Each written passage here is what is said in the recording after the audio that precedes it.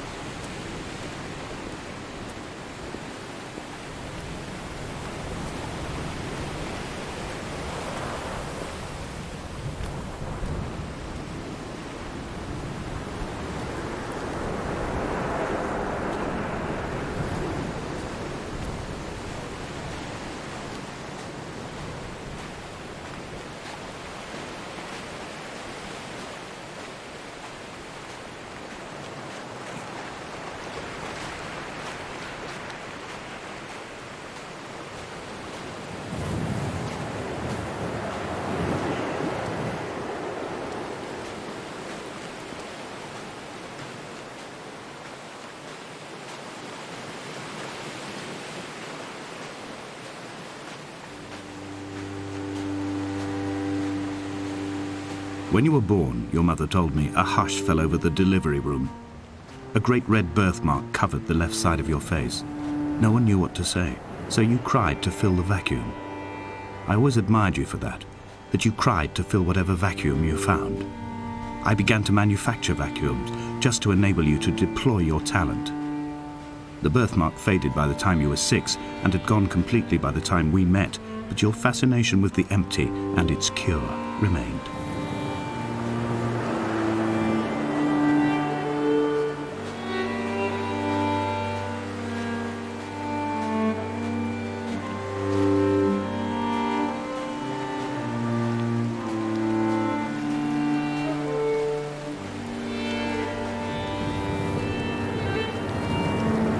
Found the ship's manifest, crumpled and waterlogged under a stash of paint cans.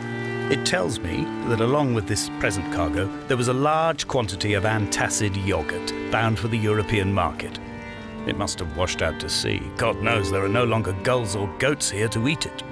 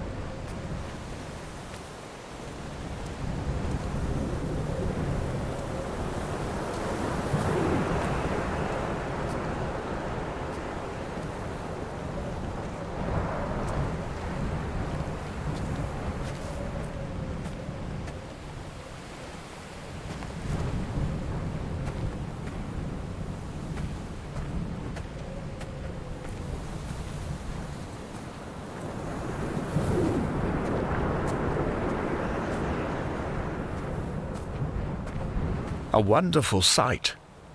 The moon cresting the junction between the cliff path and the stone circle. It cast a shadow of the ridge across the beach, all the world as if you had signed your name in untidy handwriting.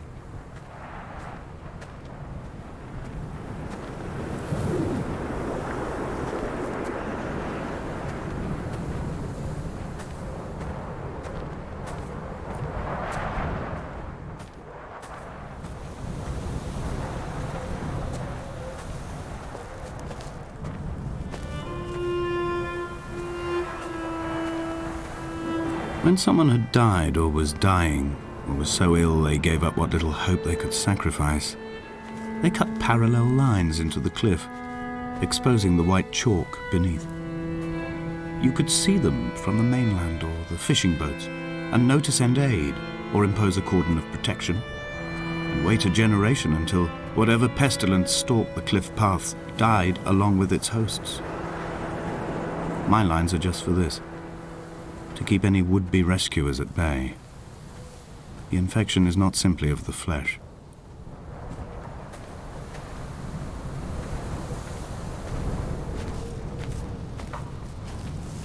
They were God-fearing people, those shepherds.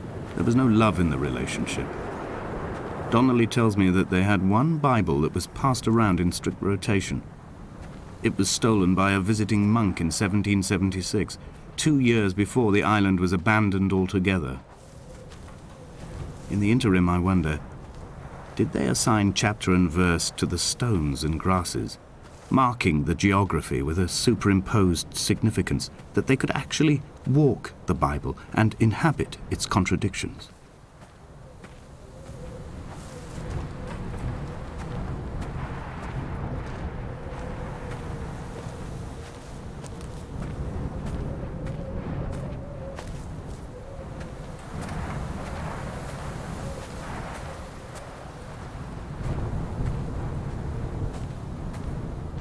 Dear Esther, I met Paul.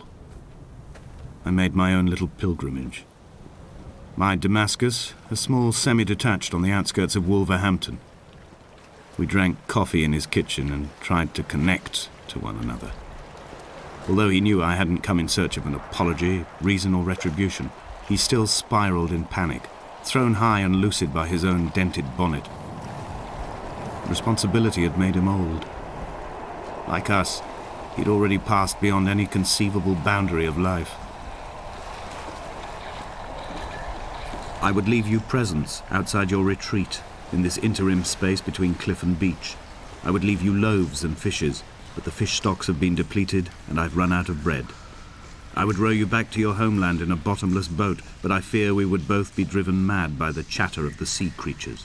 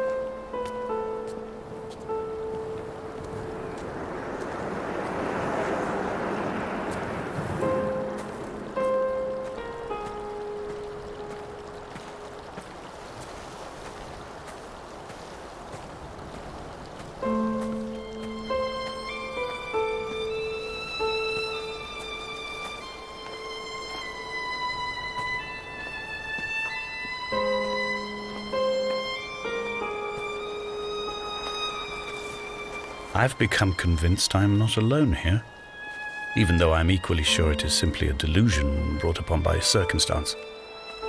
I do not, for instance, remember where I found the candles, or why I took it upon myself to light such a strange pathway.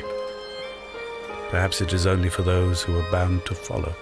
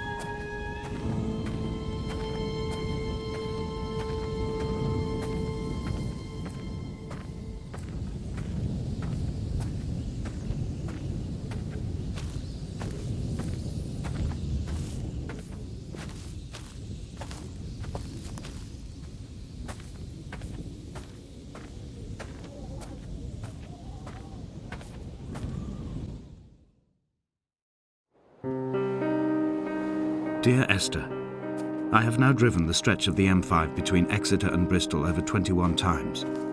But although I have all the reports and all the witnesses and have cross-referenced them within a millimetre using my Ordnance Survey maps, I simply cannot find the location. You'd think there would be marks to serve as some evidence. It's somewhere between the turn-off for Sanford and the welcome brake services, but although I can always see it in my rear-view mirror, I have as yet been unable to pull ashore.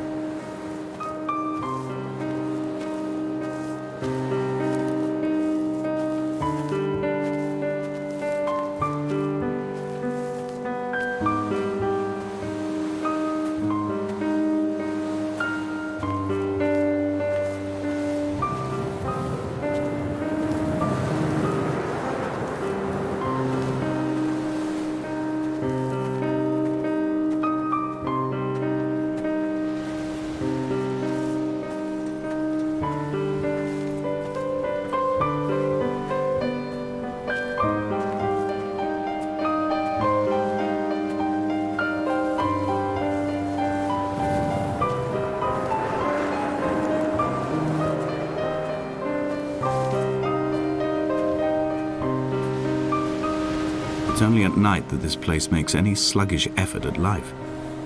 You can see the buoy and the aerial. I've been taking to sleeping through the day in an attempt to resurrect myself. I can feel the last days drawing upon me. There's little point now in continuation. There must be something new to find here. Some nook or some cranny that offers a perspective worth clinging to. I've burnt my bridges. I've sunk my boats and watched them go to water.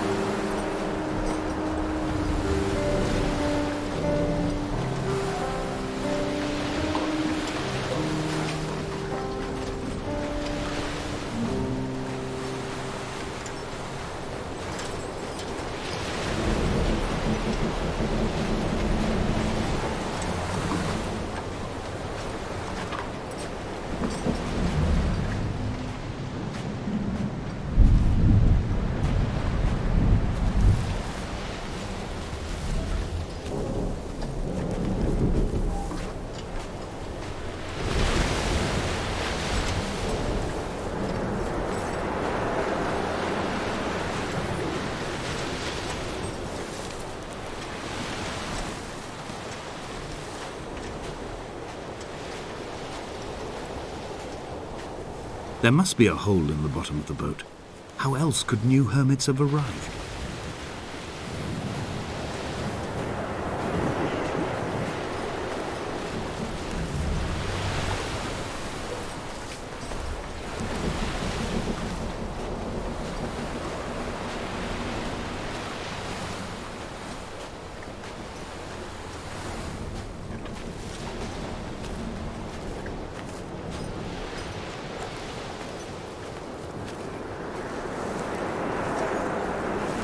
I had kidney stones and you visited me in the hospital.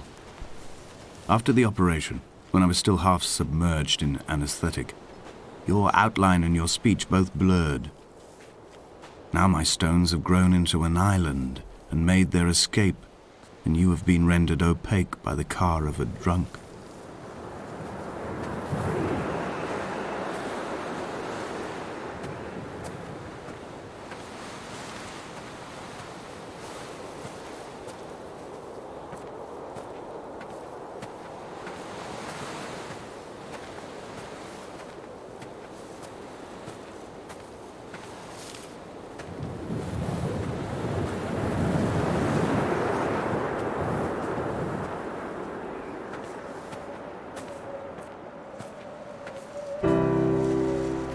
I've begun my ascent on the green slope of the western side.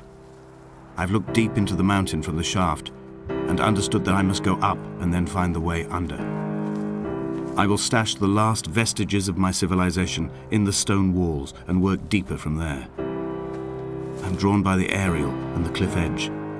There is some form of rebirth waiting for me there.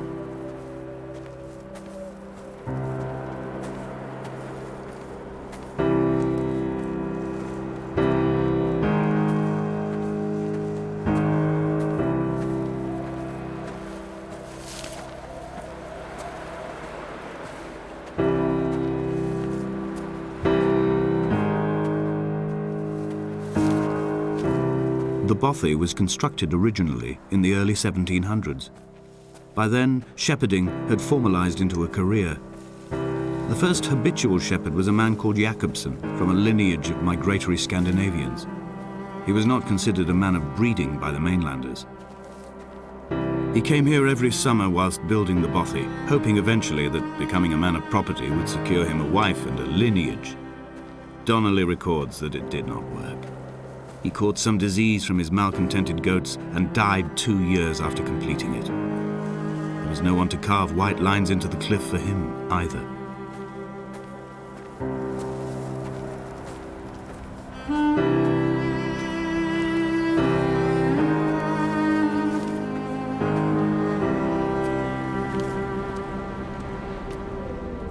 My heart is landfill. These false dawns waking into the still never light. I sweat for you in the small hours and wrap my blankets into a mass. I have always heard the waves break on these lost shores, always the gulls forgotten. I can lift this bottle to my ear, and all there ever is for me is this Hebridean music.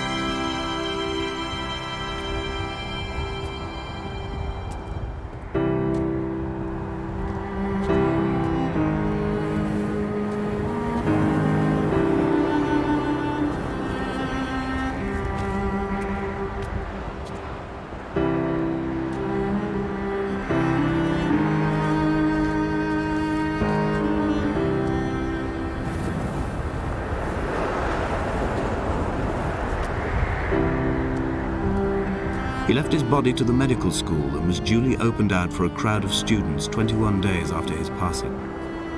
The report is included in my edition of his book.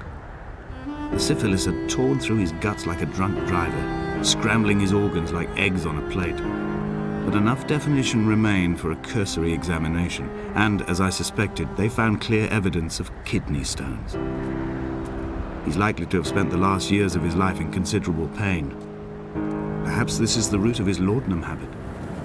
Although its use makes him an unreliable witness, I find myself increasingly drawn into his orbit.